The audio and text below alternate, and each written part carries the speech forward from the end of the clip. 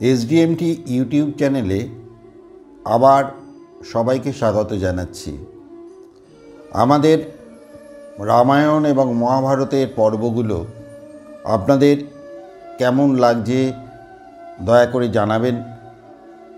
আমরা মহাভারতের বিভিন্ন অংশ আলাদা আলাদা করে আপনাদের সামনে তুলে ধরার চেষ্টা করছি। যেমন আজ আমরা জানব সামান্য যুধিষ্ঠিরের সামান্য অংশ।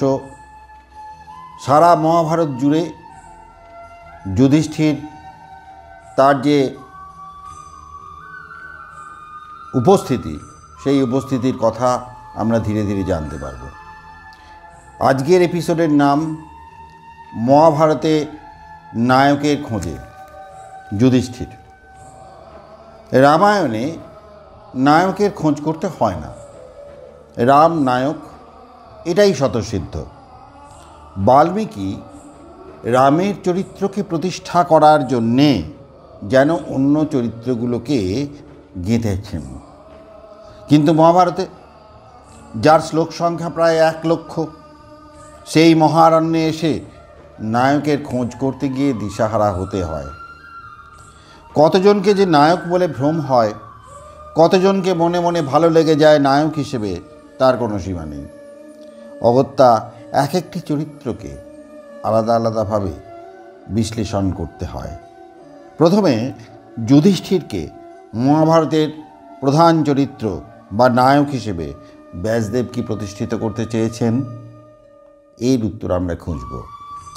রাজশেখর বসু তার সারানুবাদের ভূমিকায় মহাভারতের নায়ক হিসেবে যুধিষ্ঠিরকে চিহ্নিত করতে চেয়েছেন। কৃষ্ণকে নিয়ে পরে আলোচনা করা যেতে পারে। কৃষ্ণকে অনেক বিশ্লেষক মহাভারতের নায়ক হিসেবে বলেছেন, তুলে ধরেছেন। যুধিষ্ঠিরকে নিয়ে কিন্তু কোনো কবি আলেখ্য রচনা করেননি। কৃষ্ণ অর্জুনকে নিয়ে করেছেন। যুধিষ্ঠিরের ব্যক্তিত্বের আকর্ষণও অত্যন্ত ক্ষীণ। বাংলাভাষীদের মধ্যে অনেক আপনি অর্জুন পাবেন, কৃষ্ণ পাবেন, এমনকি ভীমও পাবেন, কিন্তু যুধিষ্ঠির এই নামের কোনো মানুষকে কদাচিৎ দেখা যায়। যুধিষ্ঠিরের জন্মবৃত্তান্ত নিয়ে শুরু করা যেতে পারে। মহারাজা পাণ্ডু কিছুদিন রাজত্ব করার পর সন্ন্যাস নেওয়ার পরিকল্পনা করেন, কিন্তু 2 রানী কুন্তী আর মাদ্রীর স্বনির্বন্ধ অনুরোধে তিনি বানপ্রস্থ গ্রহণ করেন।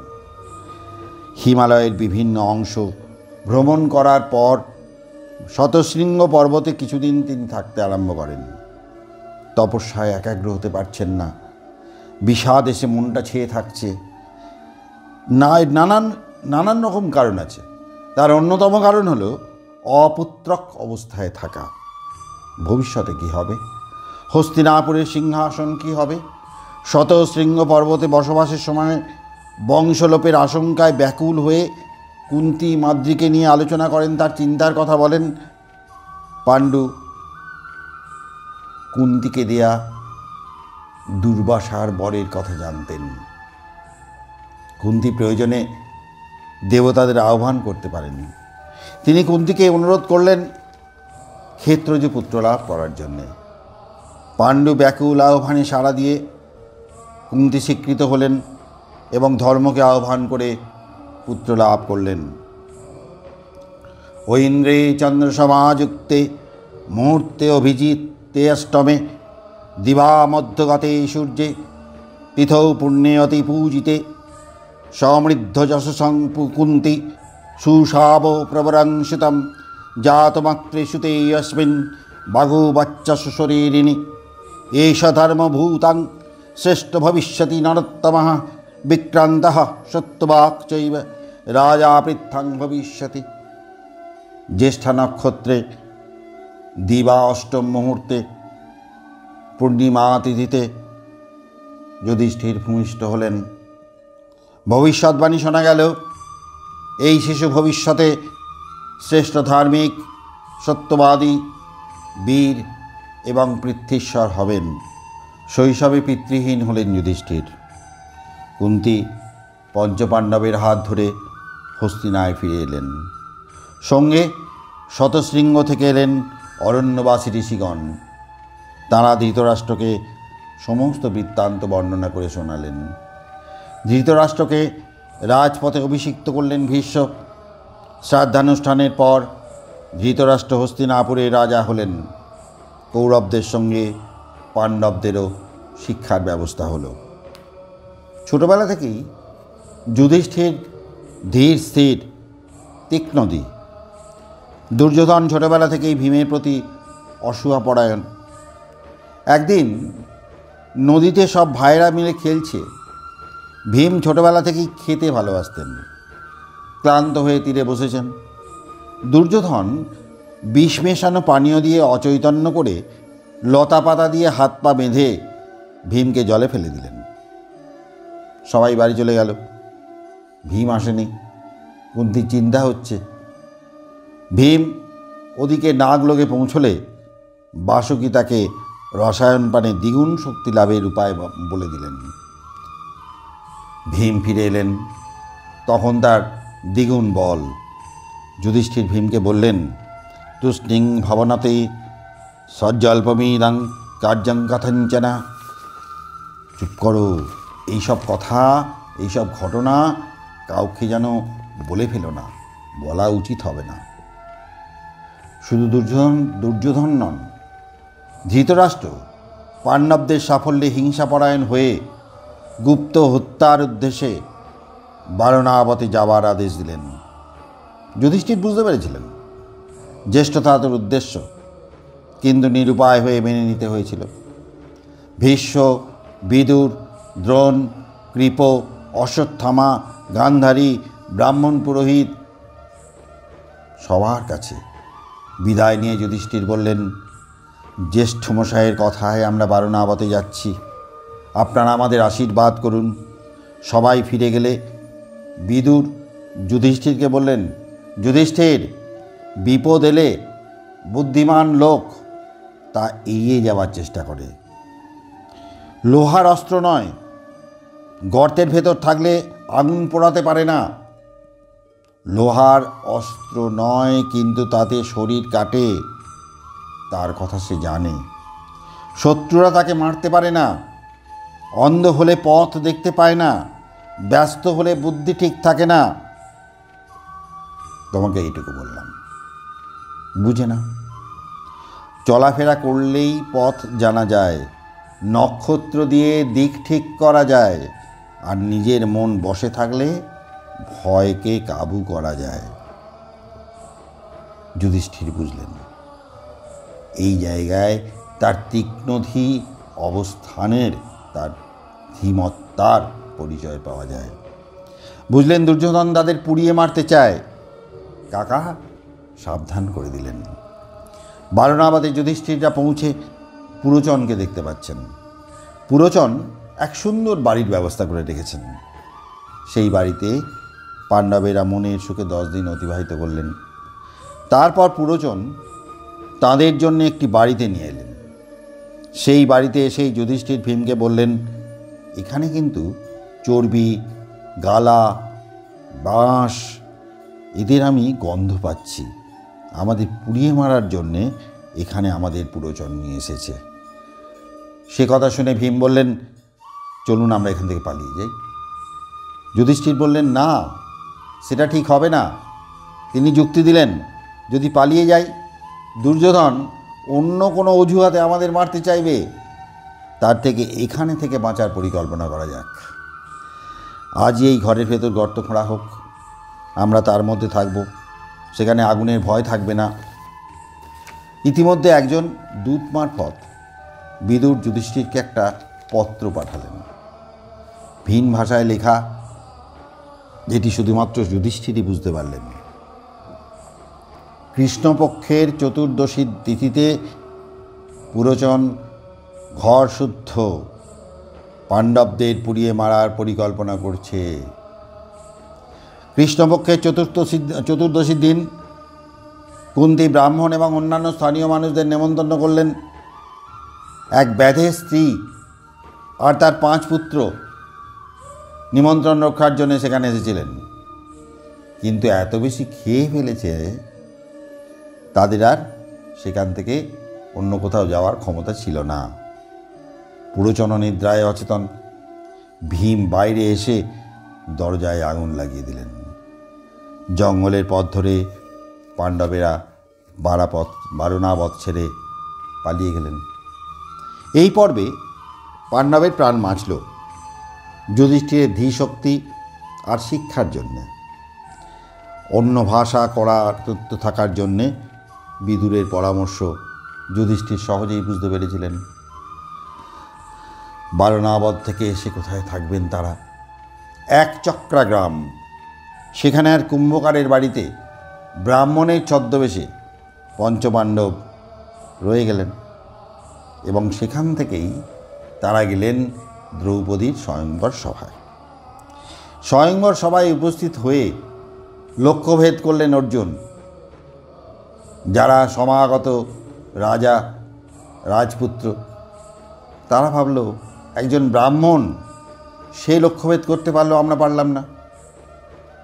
পরবর্তীকালে দেখা গেল তিনিই অর্জুন এবং পঞ্চপাণ্ডব দ্রৌপদীকে একসঙ্গে এক চক্রা গ্রামে সেই কুম্ভকারের বাড়িতে নিয়ে এলেন। দ্রৌপদীর পানি গ্রহণ করলেন 5 ভাই। ধৃতরাষ্ট্র গুপ্তচরের মুখে পাণ্ডবদের বার্তা পেয়ে গেলেন। অনেকটা ভীত হয়েই পাণ্ডবদের রাজধানীতে নিয়ে এলেন এবং অর্ধরাজ্য প্রত্যর্পণ করলেন। ধৃতরাষ্ট্রের নির্দেশে পাণ্ডবেরা খাণ্ডবপ্রস্থে ইন্দ্রপ্রস্থ নামে এক পুরী নির্মাণ করে সেখানে বাস করতে আরম্ভ করলেন। অসাধারণ সৌন্দর্যমণ্ডিত এক প্রাসাদ তৈরি করলেন। তারপর ধীরে সুস্থে রাজসীয় যজ্ঞের আয়োজন করলেন। এই রাজসীয় যজ্ঞের আয়োজন করার আগে ভাইদের সঙ্গে, কৃষ্ণের সঙ্গে, পুরোহিত ধৌমের সঙ্গে আলোচনা করে নিলেন। নকুলকে হস্তিনাপুরে পাঠালেন। ভীষ্ম, দ্রোণ প্রমুখ যারা প্রণম্য আছেন, দুর্যোধন এবং তার ভাই, তাদের যথাযোগ্য সম্মান প্রদর্শন করে ইন্দ্রপ্রস্থে আসার জন্যে অনুরোধ করে এলেন, নিমন্ত্রণ করে এলেন। আত্মীয় বান্ধব ছাড়া অন্যান্য দেশে রাজারা, সাধারণ মানুষ যজ্ঞে আমন্ত্রিত হলেন। সব নিমন্ত্রিতদের আপ্যায়ন যথাযথভাবে সম্পন্ন হয়েছিল। স্বয়ং শ্রীকৃষ্ণ ব্রাহ্মণদের পাদক্ষালনের দায়িত্বে ছিলেন। যজ্ঞে যথোপযুক্ত দক্ষিণা প্রদানের দায়িত্ব দেওয়া হয়েছিল কৃপাচার্যের ওপর। ভীষ্মের নির্দেশে যজ্ঞে অর্ঘ্য প্রদানের জন্য শ্রীকৃষ্ণকে বেছে নেওয়া হলো। রাগ হলো কার? কৃষ্ণোদ্দেশী শিশুপালের। কৃষ্ণ ভীষ্মকে অশালীন কথা বললেন। কৃষ্ণ অনেক দিন সহ্য করেছেন শিশুপালের এই দৌরাত্ম্য। আজ তিনি এই ইন্দ্রপ্রস্থে শিশুপালকে বধ করলেন। যুধিষ্ঠির ব্যাসদেবকে জিজ্ঞাসা করলেন, শিশুপাল নিধনে যজ্ঞের ফলের ওপর কোনো বিরূপ প্রভাব পড়বে? ব্যাসদেব উত্তরে জানালেন, 13 বছর ধরে ক্ষত্রিয় নাশের জন্য একটা প্রস্তুতি চলবে। দুর্যোধন তোমাকে নিমিত্ত করেই এই ধ্বংসলীলার আয়োজন করবে, সুতরাং সাবধানে থেকো। যুধিষ্ঠির ভাইদের ডেকে ব্যাসদেবের সাবধান বাক্যের কথা শোনালেন। বললেন, এখন থেকে কোনো দুর্ব্যবহার নয়, যুদ্ধ নয়, জ্ঞাতিদের অনুগত হয়ে থাকতে হবে। দুর্যোধন ও তার সঙ্গে যারা এসেছিলেন সবাই হস্তিনাপুরে ফিরে গেলেন। যুধিষ্ঠিরদের অতুল ঐশ্বর্য দেখে দুর্যোধন ঈর্ষান্বিত হয়ে পড়লেন। কিভাবে ওই অতুল ঐশ্বর্য আত্মসাৎ করা যায় তার জন্যে দুর্যোধন পরামর্শ করলেন মাতুল শকুনির সঙ্গে। শকুনি পরামর্শ দিলেন, দূত প্রিয়শ্চ কৌন্তেয় ন স জানাতি দেবিতুম সমাহুতশ্চ রাজেন্দ্র ন শক্ষতি নিবর্তিতুম। কৌন্তেয়র দ্রুত ক্রীড়া খুব পছন্দের। কিন্তু তিনি ক্রীড়ায় অনভিজ্ঞ। তাকে আহ্বান করলে তিনি বিরত হবেন না। দুষ্টচক্রে আবর্তিত হয়ে ধৃতরাষ্ট্র বিদুরকে ইন্দ্রপ্রস্থে পাঠালেন যুধিষ্ঠিরকে দ্রুত ক্রীড়ায় আহ্বান করতে। বিদুর গিয়ে পাণ্ডবদের কাছে দুর্যোধন ও শকুনির ষড়যন্ত্রের কথা জানালেন।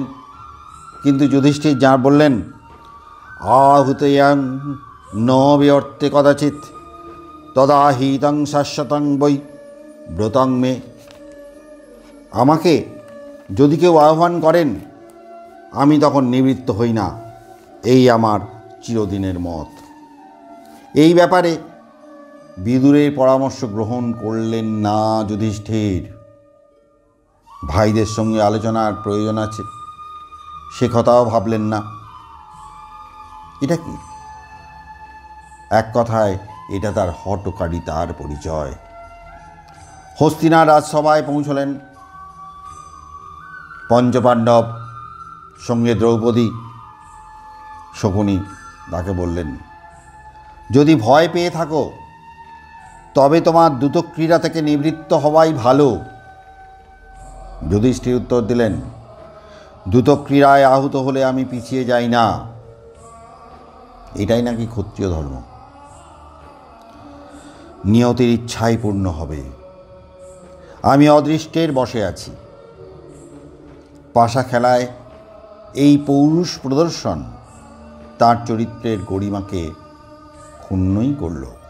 পণ রেখে সর্বস্ব হারানো, এমনকি সম্মানিয়া দ্রৌপদীকে পণ রেখে খেলার মধ্যে যুধিষ্ঠিরের বুদ্ধিভ্রংশ বলেই পাঠকের মনে হয়। দ্রৌপদীর মাধ্যমে যুধিষ্ঠির সহ সবার দাসত্ব থেকে মুক্তি ঘটে।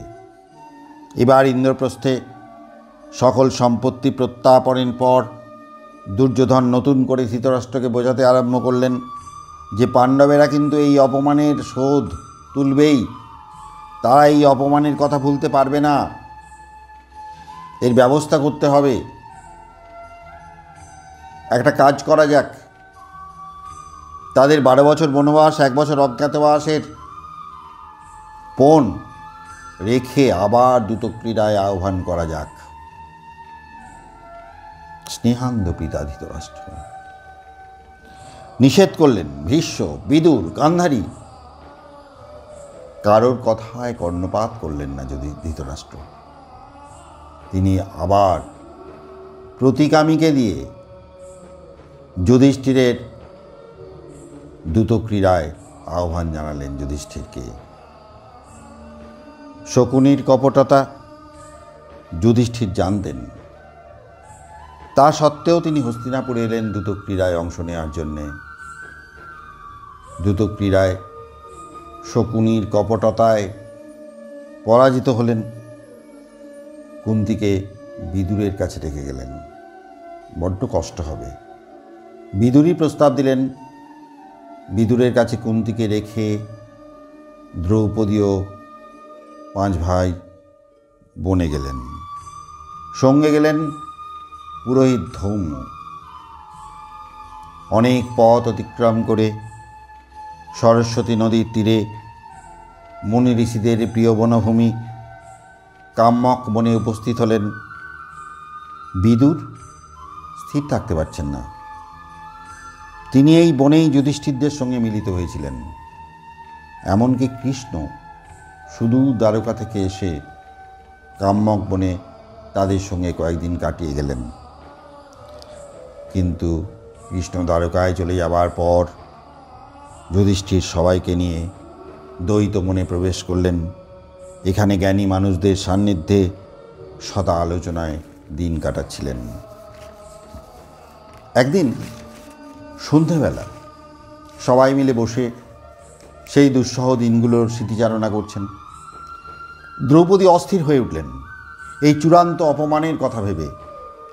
যুধিষ্ঠিরের ক্ষমাশীলতার জন্যে দ্রৌপদী ভৎসনার সুরে কথা বলার চেষ্টা করলেন। কিন্তু যুধিষ্ঠির শান্তভাবে ক্ষমাশীলতার কথাই বারবার বললেন। তার কথায় ক্ষমা ও দয়াই হল পৌরুষ। দ্রৌপদীর নানান রকম উত্তেজক কথা বলার পরে ভীমসেন চেষ্টা করলেন এই উক্তির দ্বারা যুধিষ্ঠিরের ক্রোধ যাতে একটু বাড়ানো যায়, কিন্তু যুধিষ্ঠির ধর্ম আর সত্য রক্ষার দোহাই দিয়ে শান্ত করার চেষ্টা করলেন। পরে ভীষ্ম, দ্রোণ, কৃপ, কর্ণ তারা যে দুর্যোধনকে যুদ্ধে প্রাণপণে সাহায্য করবেন সেটাও বললেন। এই সময় অকস্মাৎ মহাযোগী কৃষ্ণদ্বৈপায়ন ব্যাস সেখানে উপস্থিত হলেন। যুধিষ্ঠিরকে প্রতিশ্রুতিবিদ্যা দান করলেন। এই প্রতিশ্রুতিবিদ্যা কি, এটা আমরা পরের এপিসোডে যুধিষ্ঠিরের বাকি জীবনটা সম্পর্কে যখন জানব তখন জেনে নেব এই বিদ্যার সাহায্যে তিনি কি করতে পেরেছিলেন। সবাই ভালো থাকবেন। আমাদের এই অনুষ্ঠান, আমাদের এই মহাভারতের কত কথা আপনাদের কেমন লাগছে সে কথা আমাদের একটু জানালে আমরা উৎসাহিত হব এবং আমাদের যে দোষ ত্রুটি সেগুলো বিবেচনা করার সুযোগ পাব।